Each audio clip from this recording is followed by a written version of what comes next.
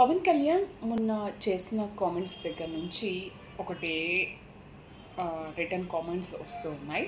ఇవాళ రీసెంట్గా దిష్టి అనే కామెంట్ పైన తెలంగాణ మంత్రులు వాకిటి శ్రీహరి, కోమటిరెడ్డి వెంకటరెడ్డి మీరు బహిరంగంగా క్షమాపణ చెప్పకపోతే కనుక మీ సినిమాలు తెలంగాణలో ఆడనివ్వబోము, ఒకటో రెండు రోజులు ఆడితే తప్ప మిగతా రోజులు మేము సినిమాలు ఆడనివ్వమని చెప్తున్నారు.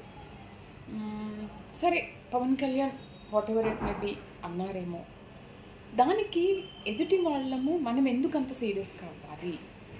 ఏదైనా ఉంటే ఇలా అన్నారని చెప్పేసి ఆ సబ్జెక్ట్లోకి వెళ్ళాలి, కానీ సినిమాల వైపు ఎందుకు?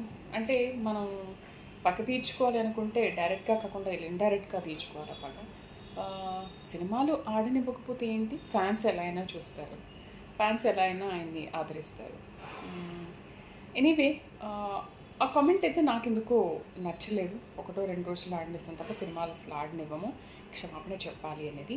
సో క్షమాపణ చెప్పాలా లేదనేది అది ఆయన ఇష్టం. ఓకే, ఇలా అన్నందుకు నన్ను క్షమించండి అని చెప్పి చెప్పాలా లేదనేది ఆయన ఇష్టం. కానీ సినిమాల మీద ఎందుకు పడుతున్నారు?